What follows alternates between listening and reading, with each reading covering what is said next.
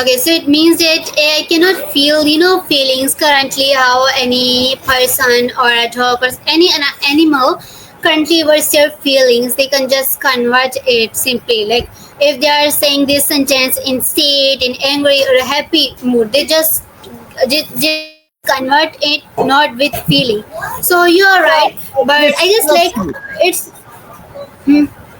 This the nuance, because they can say you're happy, but or sad, if I say I'm sad, that my sadness might be very different from somebody else's sadness.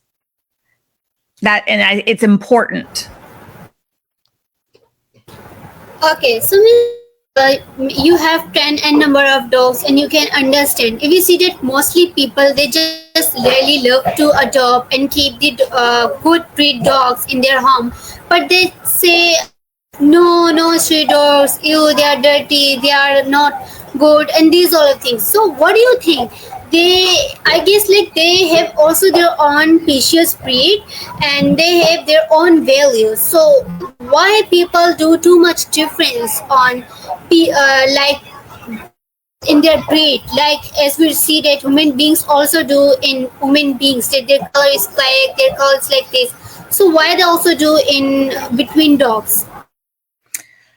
Well, people project a lot. They think, oh, like I had two labs at the same time, a black lab and a yellow, and people want to say, oh, labs are always like this. And they're not. Just like two sisters or brothers in a family can be very, very different. Twins can be different. And we want to project and assume because it makes it easier. It's hard to understand sometimes that puppy is social, but that puppy just wants to be left alone. And it is the way it is, but we have to allow for differences. And sometimes it's hard to allow for differences because then we have to work harder. We have to get them different food if they have different food needs.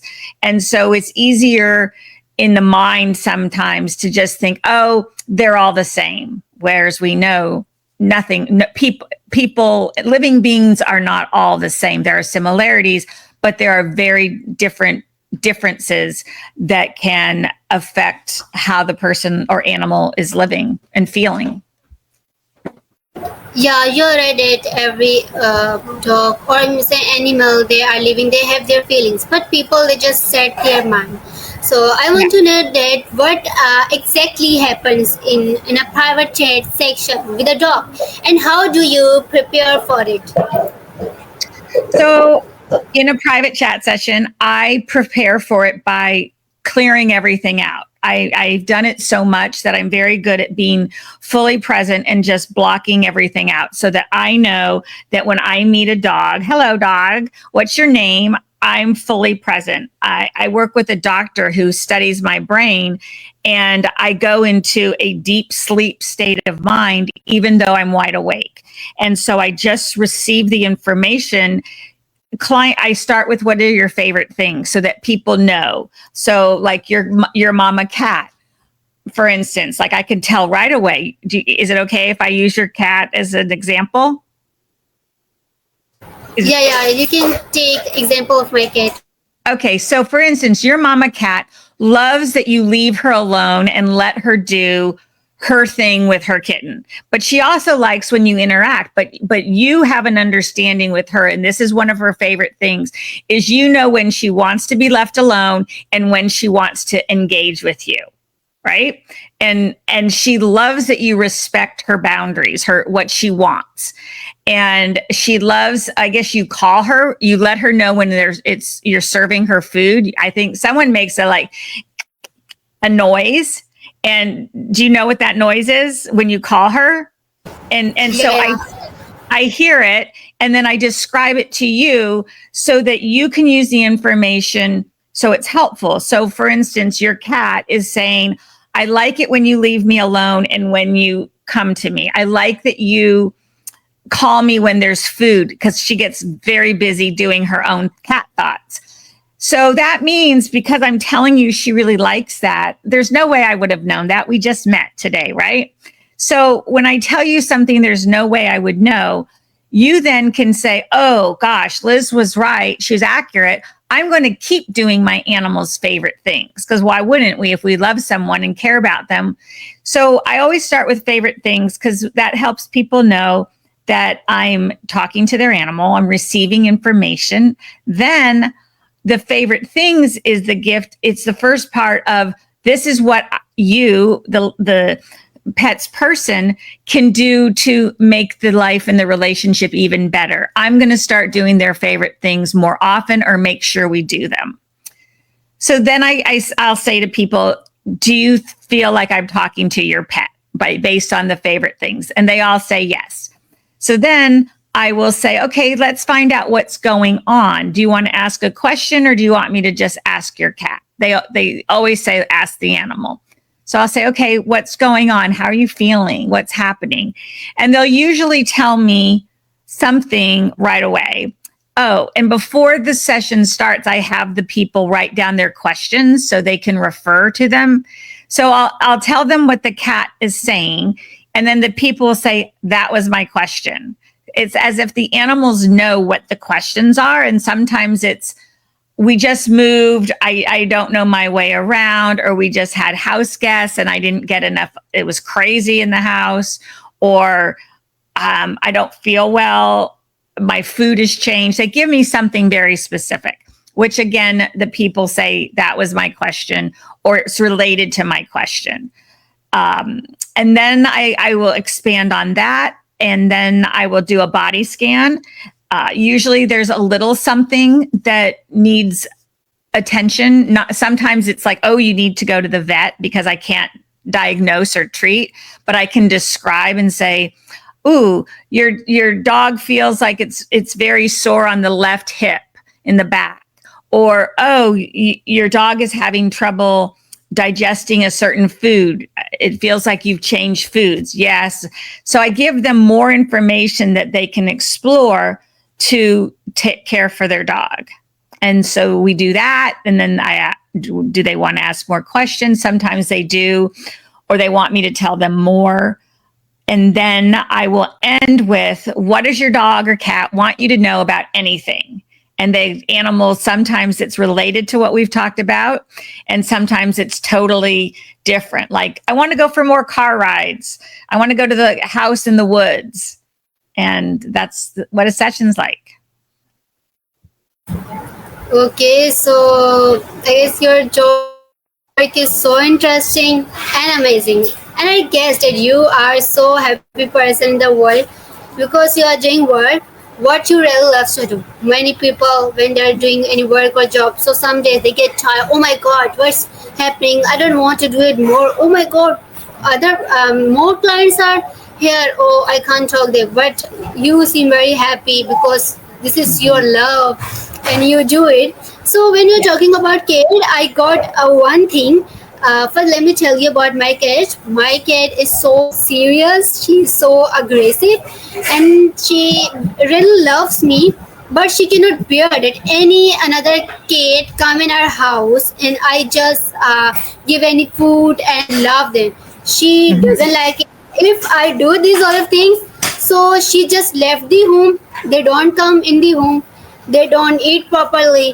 Whole the day or for they spend out of the house, and she even I said to out another cat. She's very aggressive, and she also gave one kitten before. She really loves her, that she's obsessed with her, that she even don't get anyone to touch her.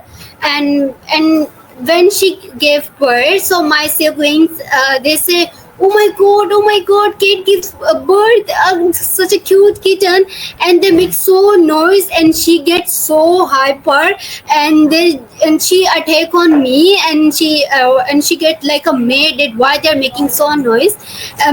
My younger siblings, they make noise, and she really attack on me to scratch on my legs.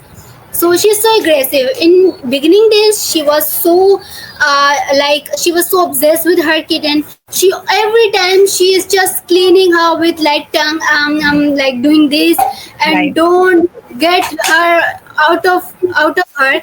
And but something get very changed and very strange that she observed that we really loves her kitten, and we so she said like, oh, they really love my kitten, not me. First I was just alone, they all love me, but now my kitten is too. So her behavior got changed, and she too much like beat their kitten, and too much hate, and even their her kitten like cry every day. So we got very sad about it. So I guess because she did, because she think that we are getting too much attached her kitten and not giving them too attention like how we used to. Oh, you cut out. Do you have a question about that? Yeah, it's my question. Why? Because at first she was so obsessed that she attack on street dogs. That she doesn't want that any dog come to in our street.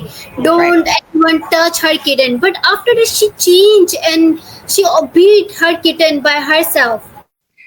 So they change as they get older, especially a cat like that. So our cat had a mother. She was a feral cat born in a garage, and we adopted the kitten. We brought the kitten home, and then I went back to the vet to get some shots, and they said the mother cat is still here. I said, oh, can they meet? And that mother cat did not want to see the kitten. She attacked it, and she was feisty. And again, it's just they have their different reasons.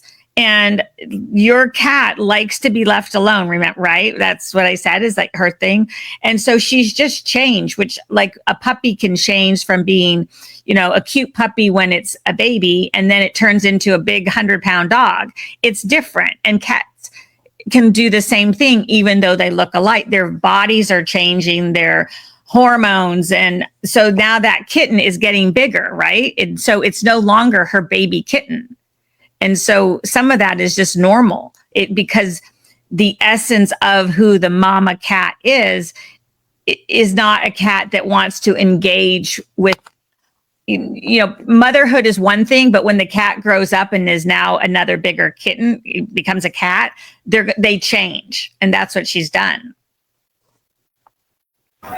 And you know that her kitten died very strange. Her kitten fall from second floor and street, and then in morning we saw her kitten die. And when her kitten fall from second floor, so my cat behavior was so bad. We think that she pushed her kitten from second floor because the behavior of his dad.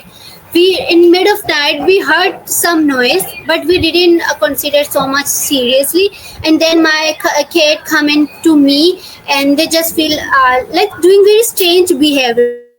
We didn't notice too much, but when we woke up early in the morning, so we found our her kitten is fall from down second floor in mid of night in the street and die. So we think and that maybe she pushed her own kitten from second floor because she hated too much. So can you think that a mother cat can do this thing?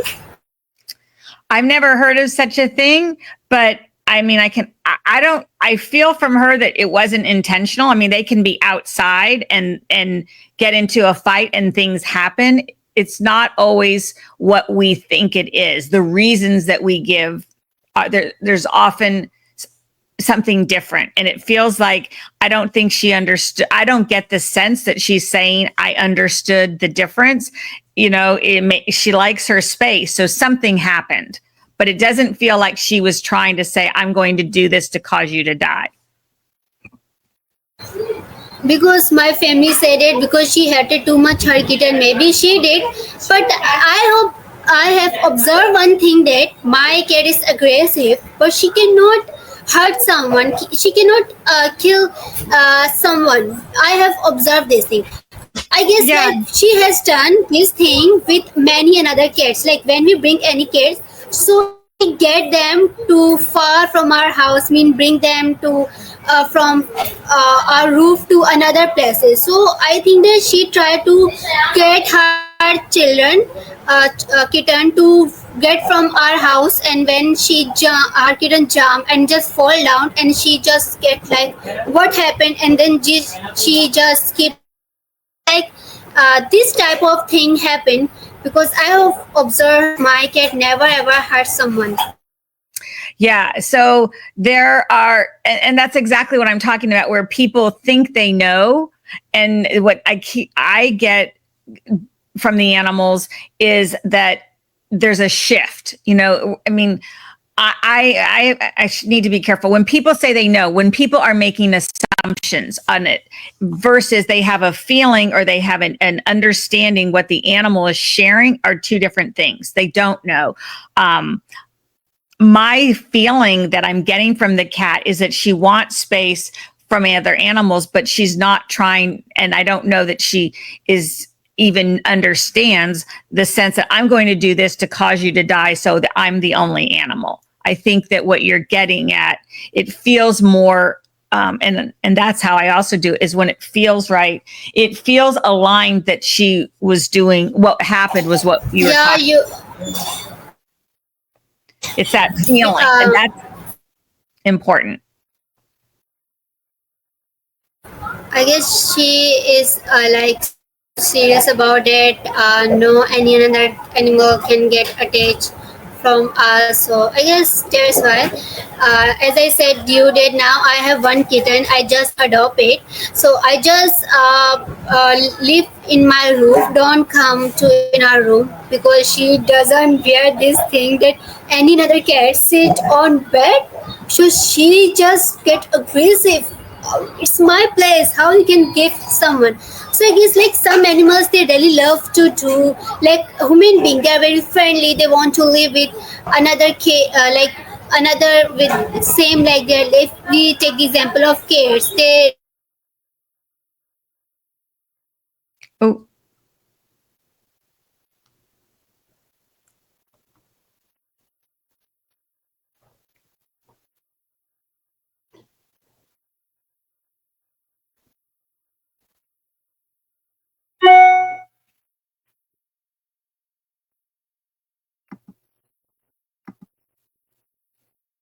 it's still going, but you froze.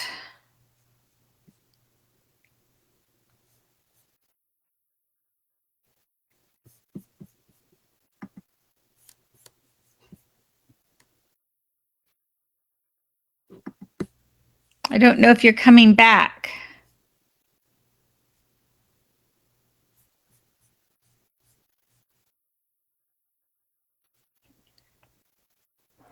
Well, we seem to have lost her. So I'm going to sign off, but thank you everyone for watching, and we will figure out what happened. So if you want to learn more about my work, you can go to talkingwiththedogs.com or YouTube, Liz Murdoch Dogs, Talking with the Dogs. Okay, bye. sorry guys, we got outage, but the conversation was so amazing going. I learned so many things from her because the topic was so interesting, and she's like to like how I think so. Research was so interesting and very interesting. So thank you so much, Miss Ted, and also Sir Bob, Ted, to connect with me, Miss, and we got talk about it, and I really helped some things to understand the behavior of dog and cat and animals and learn from you. So thank you so much. Bye bye. I hope you really enjoy our interview and you also get many information which really helps you to apply on your pet. Thank you so much. Bye bye.